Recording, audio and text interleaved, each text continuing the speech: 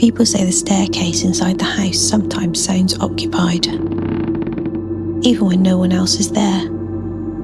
A few visitors claim they looked up and saw a pair of black shoes standing completely still halfway up the stairs, as though someone had stopped there, watching them. Strangely, that's only one of the stories connected to this house.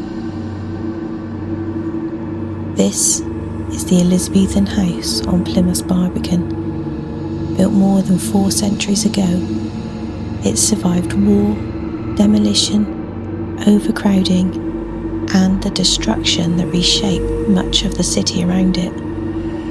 This is something stayed here. Some places don't tell you they're haunted. You feel it when you arrive. The house dates from the late 1500s, when Plymouth was becoming one of England's busiest ports.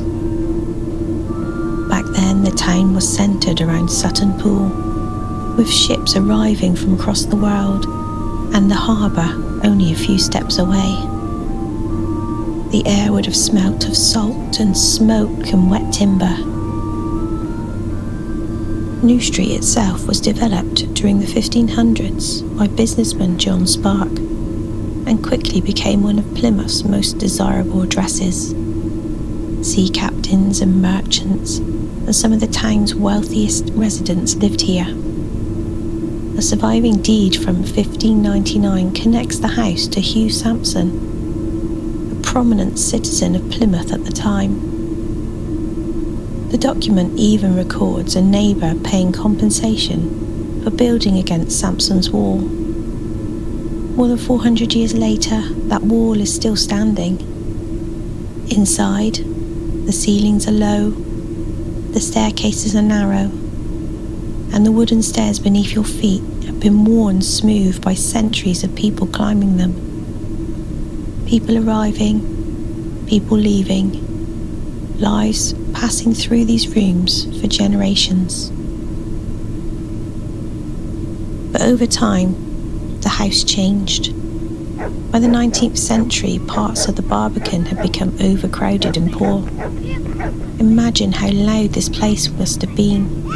Families living in increasingly cramped conditions, voices carrying through thin walls, footsteps constantly moving between floors, day and night. These kinds of houses where silence almost never existed. And maybe that's what lingers here now. Not something dramatic and not something obvious. Just the feeling that the house remembers being full and isn't quite used to being empty. The house survived slum clearances, it survived the Blitz, while much of Plymouth around it disappeared. And in the 1920s, it nearly vanished too. Local people stepped in and fought to save it from demolition, which means this building was never really supposed to be still standing here. And maybe that's why the stories never disappeared either. Visitors and staff have reported unusual experiences here for years. One of the most repeated stories involves a young girl. She is said to appear in an upper floor window, looking down onto the street below, usually wearing a white cap, usually silent. Some local stories connect her to a girl named Alice, although there's no clear historical evidence ever linking her directly to the house. Still, the story remains. One often repeated account connected to work carried out inside the house in the 1980s describes a wooden cradle moving gently on its own inside an otherwise empty room.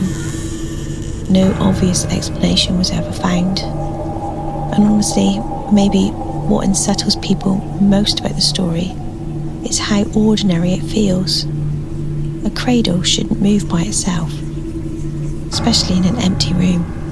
And maybe that's what unsettles people about houses like this. Not the idea of ghosts, but the feeling that some places absorb lives inside them. They absorb the movement and the routines and the voices. And after centuries, maybe the house isn't holding on to ghosts at all. Maybe it's holding on to the traces people leave behind long after they've gone. Because after more than 400 years of people passing through this house, it makes you wonder. It makes you wonder whether some part of them is still passing through it now. Some places don't let everything leave.